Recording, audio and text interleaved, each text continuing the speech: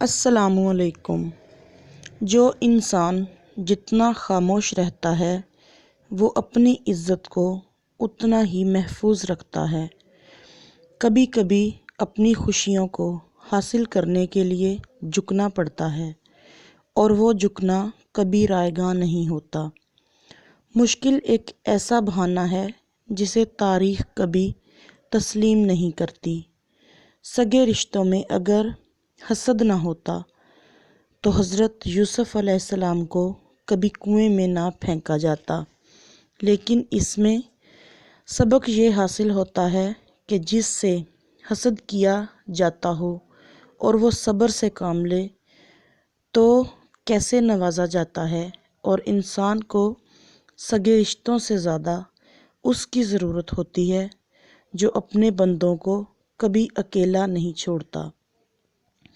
ایک دن استاد نے کلاس بورڈ پر 9 کا پہاڑا لکھا اور لکھنے کے بعد بچوں کو دیکھا تو بچے استاد پر ہنس رہے تھے کیونکہ پہلی لائن غلط تھی۔ استاد نے بچوں کو خاموش ہونے کا اشارہ کیا اور بولے، پہلی لائن میں نے جان بوجھ کر غلط لکھی ہے کیونکہ میں تمہیں اس کے ذریعے یہ اہم تجربے کی بات بتانا چاہتا ہوں، وہ یہ کہ دنیا بھی تمہارے ساتھ یہی سلوک کرے گی۔ تم دیکھ سکتے ہو میں نے 9 بار صحیح لکھا جو تم نے نظر انداز کر دیا، مگر وہ ایک غلطی پکڑ لی اور اس ایک غلطی پر ہنس رہے ہو اور میرا مذاق بنا رہے ہو۔ دنیا بھی تمہارے ساتھ تمہاری 9 خوبیوں کو چھوڑ کر ایک غلطی پر نظر رکھے گی اور اس پر تانے دے دے کر تمہارا جینا حرام کر دے گی۔ جب کوئی دروازہ تم پر بند ہو جائے تو اس پر دستک دے کر اپنی عزت نفس مت گرائیں۔ آپ کسی کو بھی زبردستی 2 کاموں کے لیے مجبور نہیں کر سکتے، ایک محبت اور دوسرا عبادت۔ دونوں دل سے ہوتی ہیں اور دونوں کا رشتہ دل سے جڑا ہوتا ہے۔ ہمارا ہونا کس کام کا اگر ہمارے ہونے نہ ہونے سے کسی کو کچھ فرق نہ پڑے۔ کبھی خود کو کسی سے کم مت سمجھو کیونکہ جو تم کر سکتے ہو وہ کوئی اور نہیں کر سکتا۔ جب اللہ پاک کسی کو اپنے لیے خاص کرنا چاہتا ہے تو اسے توڑتا ہے، بار بار توڑتا ہے۔ جب اس دل میں اللہ کے سوا کسی اور کی محبت آنے لگتی ہے تو اللہ پاک اس محبوب چیز کو یا انسان کو اس سے دور کر دیتا ہے۔ جتنی بار وہ دل دنیا کی محبت کی طرف لپکتا ہے اتنی بار وہ دل توڑا جاتا ہے، اسے ٹھکرایا جاتا ہے، یہاں تک کہ اس کو احساس ہو جاتا ہے کہ اس دل میں رہنے لائق محبت صرف اس پاک ذات کی ہے۔ اور پھر جب انسان ٹوٹ کر بکھر کر اپنے رب کے آگے گرتا ہے تو وہ رب اسے تھام کر اسے اپنی رحمت کی آغوش میں لے لیتا ہے، اسے اپنے رستے پر لاتا ہے، اس کے دل کو اپنی محبت کے گھیرے میں لے لیتا ہے۔ اور پھر ایک وقت ایسا آتا ہے جب اس دل میں رب کے سوا کوئی خواہش نہیں رہتی۔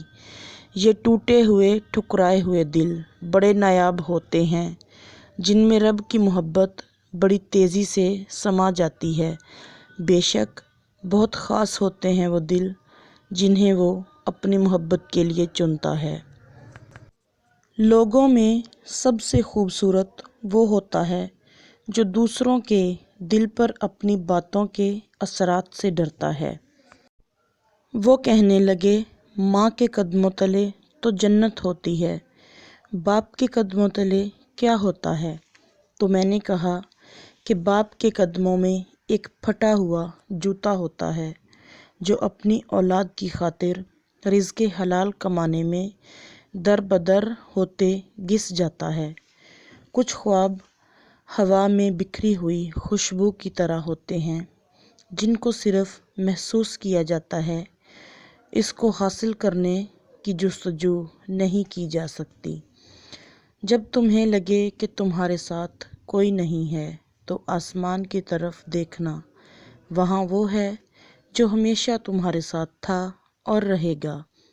بے نسلے لوگوں کی سب سے بڑی ایک نشانی یہ بھی ہے کہ آپ ان کو جتنی بھی عزت دیں گے وہ آپ کو اتنا ہی ذلیل کریں گے، اتنی ہی تکلیف دیں گے۔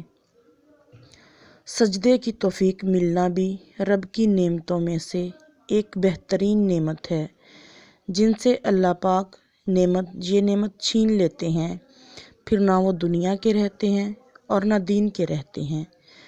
اللہ تعالیٰ کی رحمت کی ایک نشانی یہ بھی ہے کہ بندے کو اپنے عیب نظر آنا شروع ہو جاتے ہیں۔ لہجے بھی موسموں کی طرح ہوتے ہیں، وقت اور جگہ دیکھ کر بدل جاتے ہیں۔ ایک دروازہ ہمیشہ کھلا رہتا ہے، اس کی رحمت کا دروازہ۔ کتنی شرم کی بات ہے کہ اس دروازے پر ہم تب ہی دستک دیتے ہیں جب ہم مشکل میں ہوتے ہیں، مگر پھر بھی وہ دروازہ کھول دیتا ہے اور یہ نہیں کہتا کہ اب کیوں آئے ہو، اس لیے بس تم دستک دیتے رہو اور باقی کام اس رب کا ہے۔ اس کے پاس ہی تمہارا سکون ہے۔